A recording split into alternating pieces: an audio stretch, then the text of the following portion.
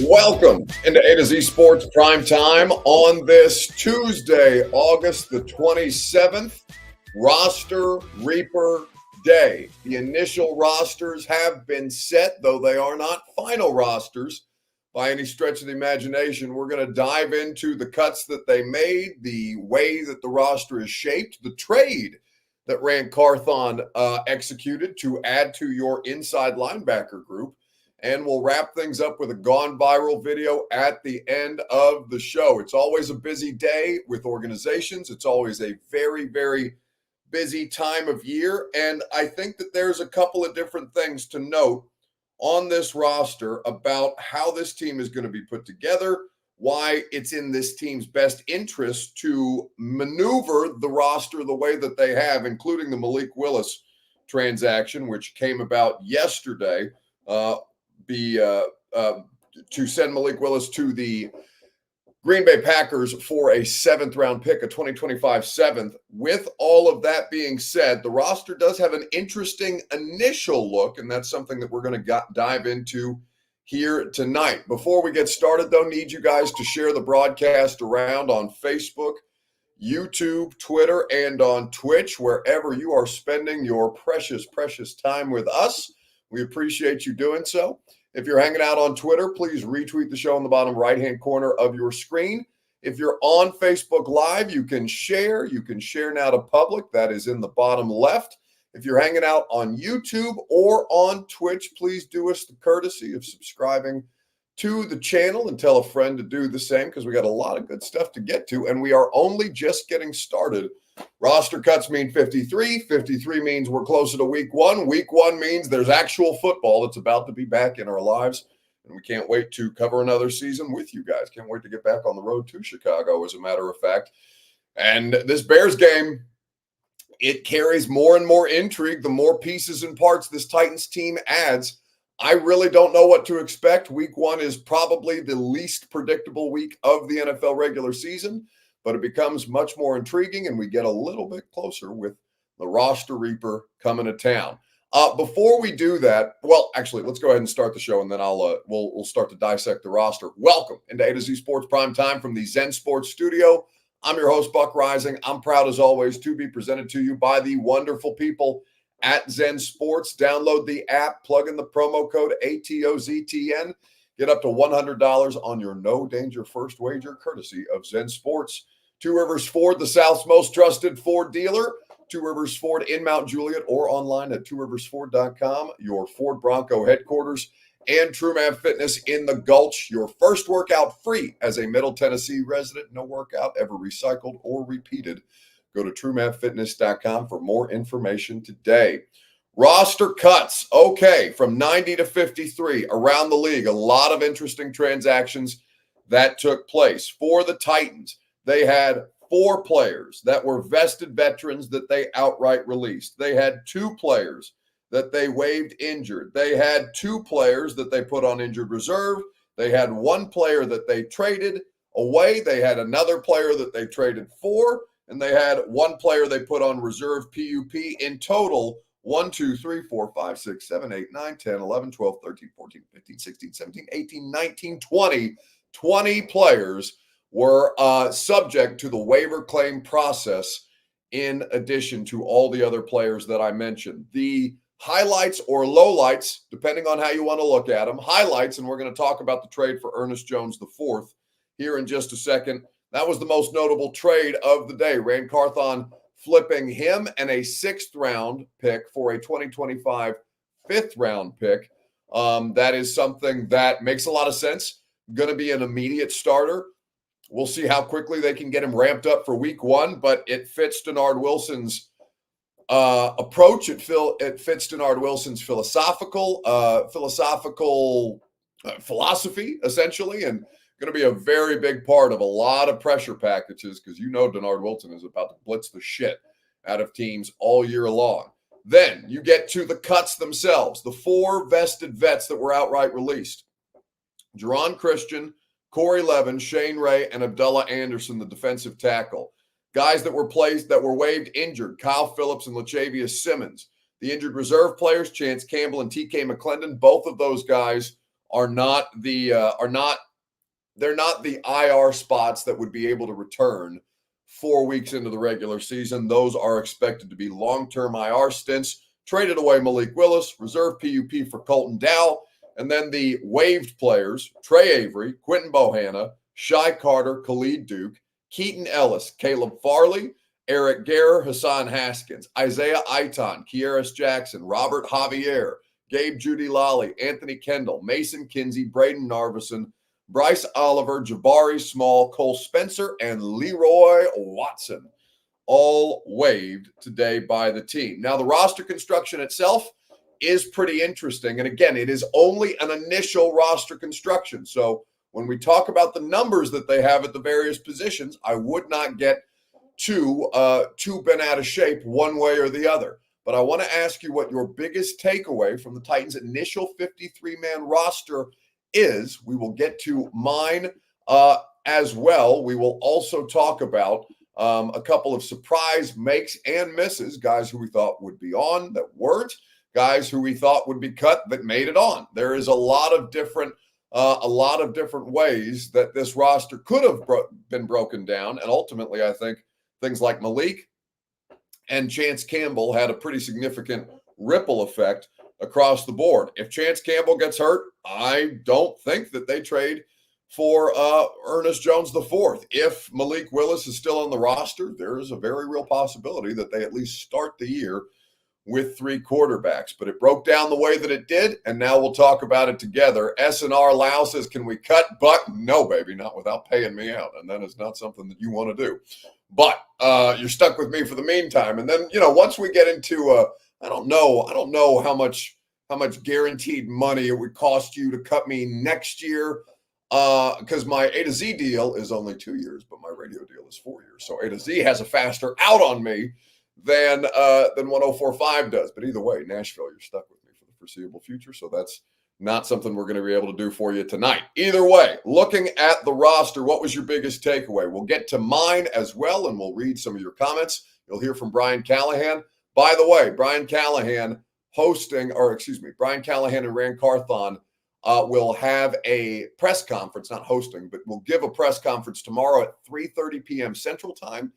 And 3:30 p.m. Central Time is when we will also carry it on the air at 1045 The Zone. So it'll be 3HL. It won't be me. I'll be at the press conference, and we'll be able to react to it together afterwards tomorrow night. But biggest takeaway that you've got here on Facebook, YouTube, Twitter, and on Twitch. We will dive in together right after I remind you that your Two Rivers Ford take is presented by Two Rivers Ford, the South's most trusted Ford dealer, and your Ford Bronco headquarters, where they remind you, even if you're not in the market for a new or certified pre-owned vehicle, it's just a fun experience to go out to Two Rivers. And even if you don't have time to go out to Mount Juliet and want to take a test drive of any one of their vehicles yourself, they will bring the vehicle to you so you can test drive it at your leisure. Two Rivers Ford always goes above and beyond to make the car buying process fast, easy, and fun. Go to Two Rivers Ford in Mount Juliet or online at tworiversford.com for more information. All right, initial takeaways from the roster. 2 quarterbacks, 3 running backs, 6 wide receivers. Pretty standard. Then we get to 5 tight ends, which is much less standard. Thomas Odukoya and David Martin Robinson, one an international pathway player, the other an undrafted rookie free agent, both made the roster with the other 3 tight ends in Nick Vannett, Chigakonkwo, and Josh Wiley. However, you would stack them. Now, do I think that the Titans are going to have 5 tight ends on their roster all year long? No. Do I think it's a credit to the Titans for rewarding? I think it is a good way to reward Thomas Odukoya for making a hell of a special teams play, giving every possible effort that he could in training camp and in preseason to make plays, and he is rewarded. David Martin Robinson is a legitimate playmaker for all 3 levels of the offense, and I think he's an intriguing prospect at the tight end spot, where Wiley and Chig are anything but proven commodities, and perhaps Martin Robinson can give you a little extra flair. We know what Nick Vannett is. He is a primary blocking tight end, Y in line, and I think that with these 5 tight ends, that's probably the most unconventional thing you're going to see on this roster. But Brian Callahan told you there was at least going to be 4 when he made these comments about David Martin Robinson yesterday. A few times about David Martin Robinson, and he obviously showed up again. How much of a surprise, really, was he? Because you guys obviously saw something in him to want to bring him to camp, but the amount of production he's been able to give you, how much of a surprise is that? Yeah, it was. It was a surprise. I mean, we when we first brought him in the rookie mini camp, I was like, this guy seems like he moves pretty well for as big as he is, and he just kind of caught your eye. I mean, again, it's just moving around in shorts, and so that part was cool to see to start, and then he's really, ascended. Like every chance he's gotten better. Every chance to make a play, he's made it. He's the poster child for what it takes to make a team as a UDFA, and he's been fantastic. I mean, there's no discounting his skill set's real. He's physical in the run game. Yeah, surprise is the word. But as we've watched, the more I've watched him and gotten to know him, though, I shouldn't be surprised because that's his mindset. He's mature. He's professional. It's important to him. He takes coaching. He makes improvements quickly. Those things are all traits that would lead guys to be able to, to show well and have a chance. So, like I said before, I think Justin Outen's done a fantastic job with that room from top to bottom.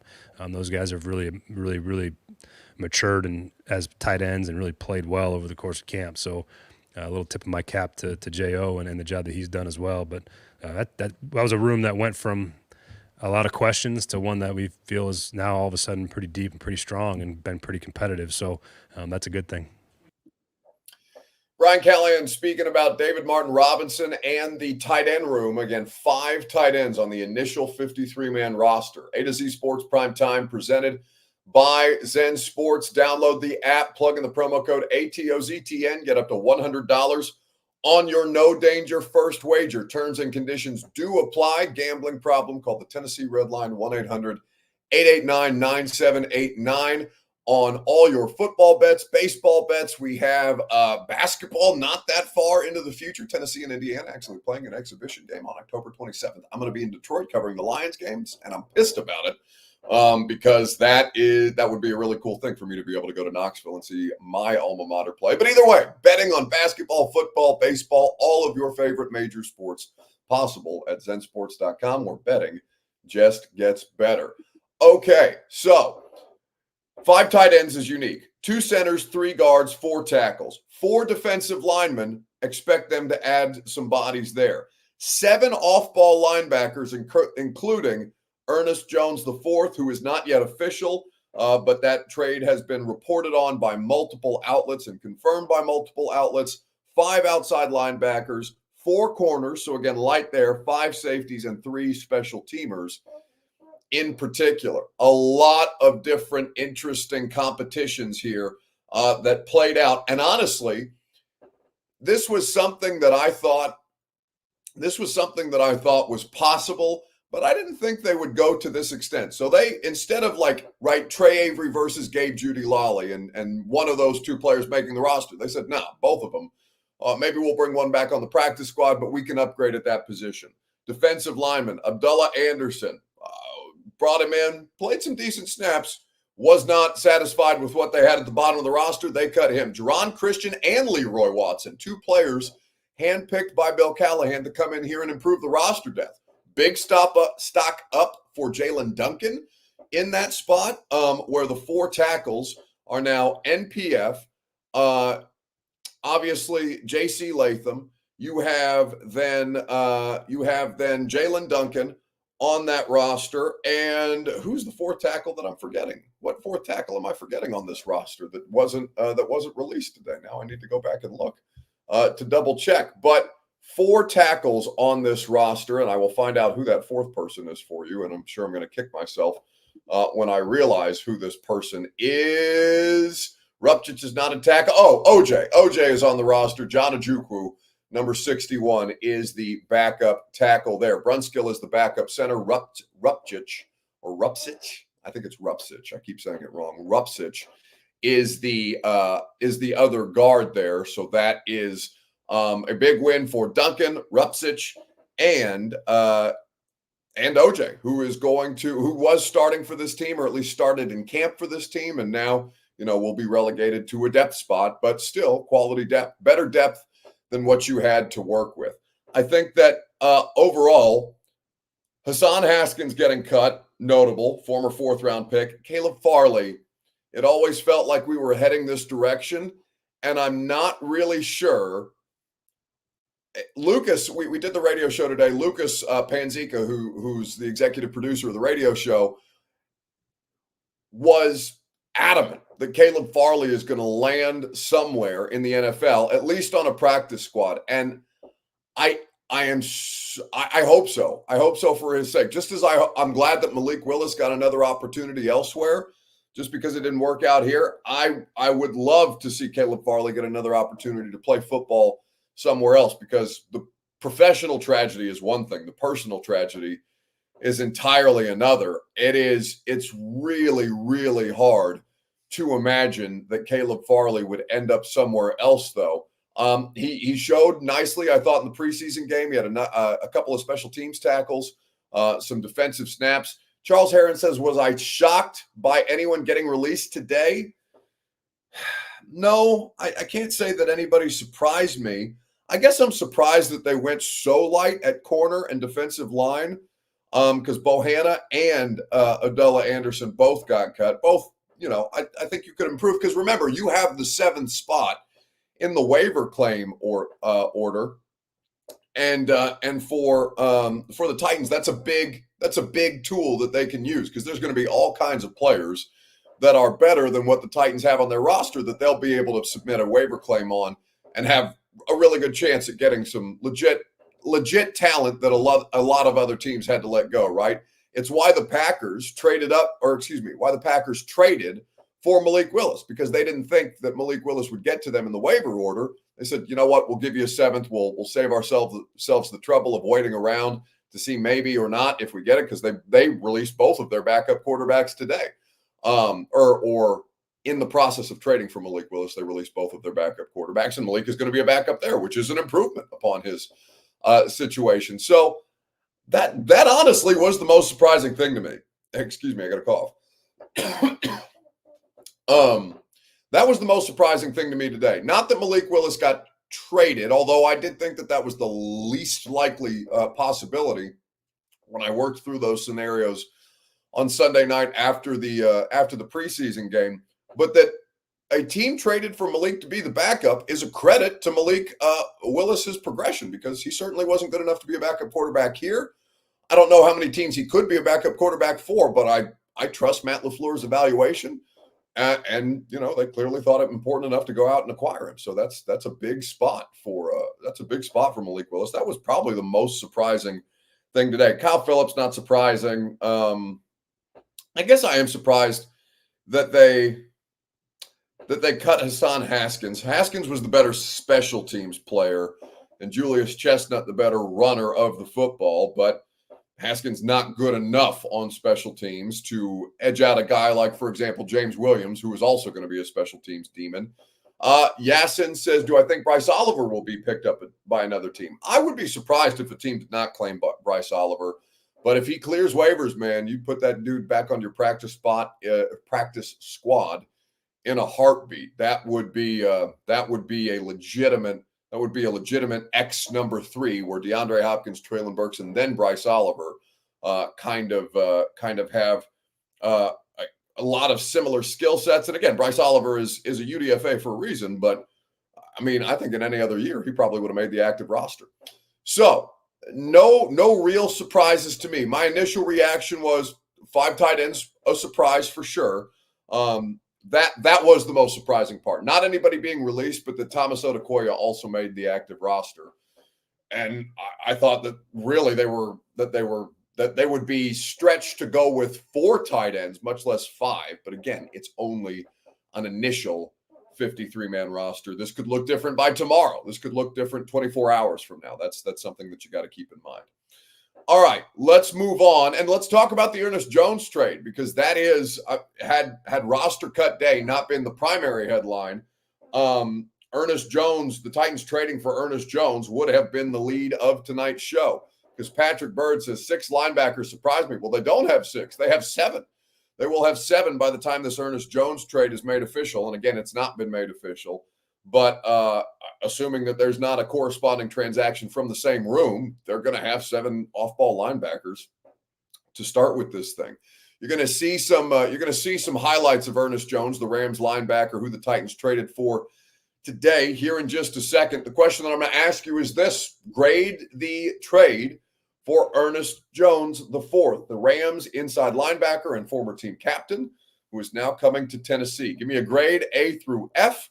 We'll talk about it together on Facebook, YouTube, Twitter, and on Twitch.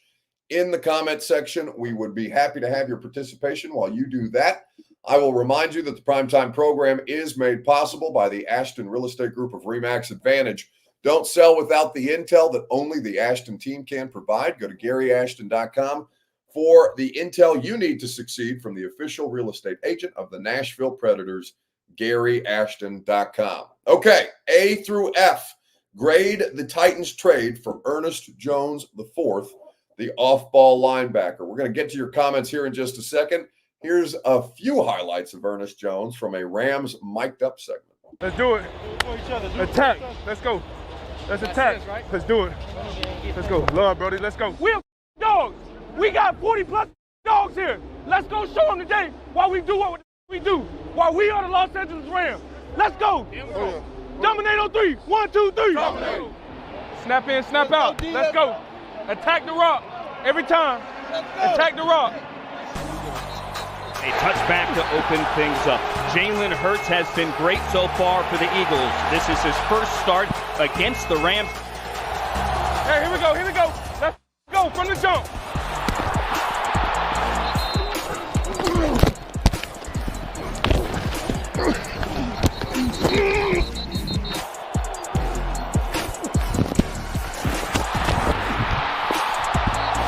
Third and goal from the 6. Jalen Hurts fires, middle of the end zone, caught for the touchdown.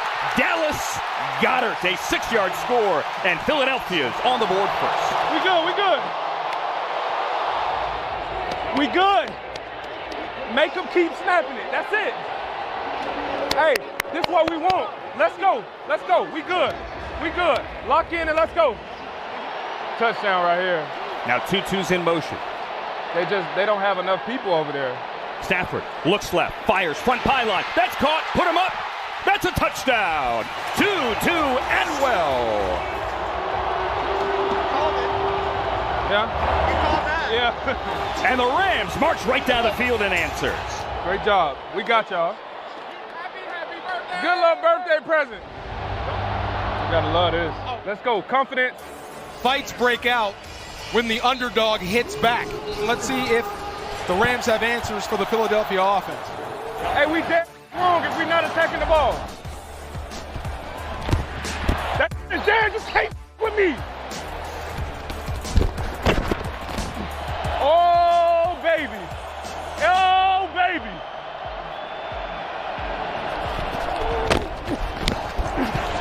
Hey, great job. That's how you keep playing. That ain't gonna work to me, Kane. Hurts looking left, can't pull the trigger. Now he's sacked. Zach Van Valkenburg covers him up. Great job. Let's go. That's how you battle, man. Let's go. I got you. All right, so it goes on for 2.5 more minutes. I don't think you need the full mic'd up segment, but still, Ernest Jones, one of the most impressive young linebackers that would have been available, was not available, obviously, until recently. He said he never asked for a trade on Twitter, and I went back and looked for that tweet today, and it was deleted. So ultimately, what the Rams get is a 5th-round pick in this coming year, and the Titans trade a 5th-round pick for Ernest Jones and a 6th-round pick for the Los Angeles Rams in 2025. It's a pretty good deal. Now, the contract, he's on the final year of his contract, which means that it's a rental at best, and we will see if they are going to do what they did with L'Jarius Sneed, which is to pay the player on the other side of the trade. Right now, he's only on the books for $3.1 million, according to SpaTrack. He is only 25 years old this season, and he is one of the most effective blitzing linebackers in professional football last year. So the Ernest Jones trade again, I reserve the right to change my grade if there is a big contract on the other side of it, because that would impact things. But from my standpoint, it's about as good a deal as they could have done for very, very little trade capital, right? This is about as cost effective a deal as could be done. It seems like a no-brainer. Again, I don't know if there is a contract that will be coming on the back end of this thing. I am curious to see what ultimately ends up happening here, but Ernest Jones is going to fit perfectly within Denard Wilson's defense. And it's not like I didn't already have this feeling, but Ernest Jones being Kenneth Murray's running mate, this basically relegates Jack Gibbons to Chance Campbell's role. And Chance Campbell would then be Ernest Jones' backup, which you would much rather have, I'm sure, for all of you who have been hand-wringing about Jack Gibbons starting for you another year in your Titans defense. Think about how much better you feel about Jack Gibbons being your third guy, because he's got a lot of experience at this point, and having Ernest Jones be the Kenneth Murray running mate as opposed to the alternative. This is really promising. Now, they still have a lot of questions on the edge, but the edge is not as important to me given all the different things, all the different pressure looks that we're going to see. Jamal Adams, Ernest Jones, Jeffrey Simmons, Tavondre Sweat. It's not just they're going to send Roger McCreary on pressures and stuff like that. There's going to be a lot of different things here that make sense for Denard Wilson to be able to get pressure without, just doing it the conventional four-man way, right? The four-player rush is something that has been a staple of Mike Vrabel and Shane Bowen's defense, keeping the numbers advantage in coverage. What they are going to now do is put a lot more pressure on those two corners or on those three corners to play man-to-man, to play press, and they're going to send the house on a lot of different on a lot of different defensive packages here, and they're going to have creative ways to do it. So Adams as a blitzer, Jones as a blitzer, Murray as a blitzer, they're going to be able to get creative with it, and it makes you significantly more confident about teams exploiting your defense over the middle, because there was no question that teams were going to pinpoint that as a weakness. Offensive coordinators were going to pinpoint that as a weakness and try and pick the Titans linebackers apart. It'll be harder to do. Doesn't mean it's not going to happen from time to time, but it'll be definitely harder to do with Ernest Jones on the field as opposed to Jack Gibbons. So the grade that I would give it a B. I think a B. Not knowing the contract would change things. It's a good deal. It's a good deal for what you have. If you had to lose Azeez Al-Shaair, this is a better version of Azeez Al-Shaair. It's a younger version of Azeez Al-Shaair. And Al-Shaair broke the single-season tackle record here. Again, understanding that it was in 17 games as opposed to Stephen Tulloch, who did it in 16 games. So feeling pretty good about your pressure defense right now. I would give it a B.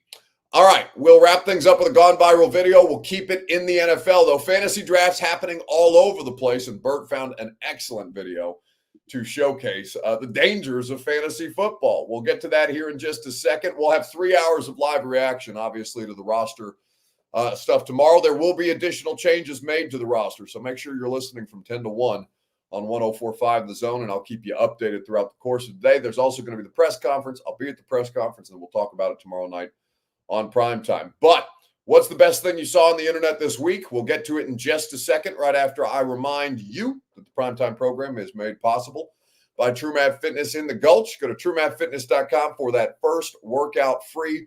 As a Middle Tennessee resident, no workout ever recycled or repeated. Only the best in the business at TrueMathFitness.com. So, what was the best thing that you saw on the internet this week? Fantasy football punishments are everywhere as people resume their drafts. This was not a punishment. This was Field Yates of ESPN.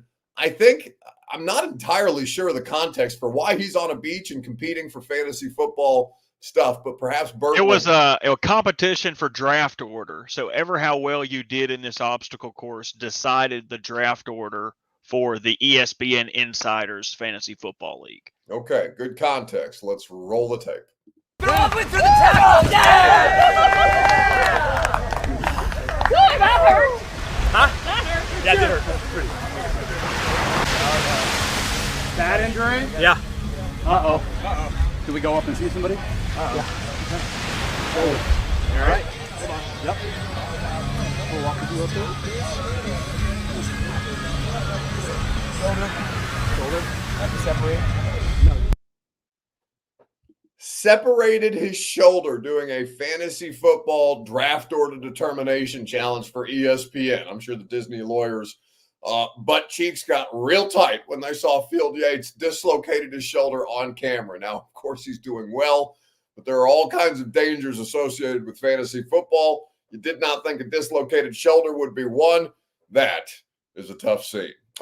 Jack Tripper says, was that Will Bowling? No, that was not. That was not Will Bowling. Will Bowling, I don't know how Will would handle a dislocated shoulder. I have to imagine that it would be a little louder than what Field Yates. If I dislocated my shoulder, I would lose my shit. That would be a very, very unpleasant experience for everybody involved. And again, I am baby tissue soft, and a dislocated shoulder would wreck everybody. And everybody even remotely near me, I would lose my mind. All right, so looking at that, that's going to do it for us tonight. We're going to have Rain Carthon on the show at some point this week. We're working out the logistics of that. He's got to do a press conference first, but Titans GM Rain Carthon is expected to join the radio show either Thursday or Friday, so we'll keep you updated with information on that. Of course, the press conference tomorrow, we'll have coverage of it for you live on the air on 104.5 The Zone. Then I will be at the press conference. I'll cover that for you. Then we'll do primetime. There will not be a Greg Cosell podcast tomorrow because of the adjusted Titans press conference schedule. So for those of you who are expecting that in your podcast feeds on Wednesday, I talked with Greg. We're going to do it Thursday. So you will just have to wait a day to hear Greg Cosell's analysis of Ernest Jones IV. And that will be a great time. You'll look forward to that. I'm sure he'll have a lot of good things to say about the fit within the Titans defense. It's going to do it for us tonight. 10 to 1 tomorrow on the radio show. We'll have a lot more reaction. There will probably be some more roster changes. And we'll look forward to seeing you guys then. Go home! Go home! Go home! You're embarrassing Nashville! Go home!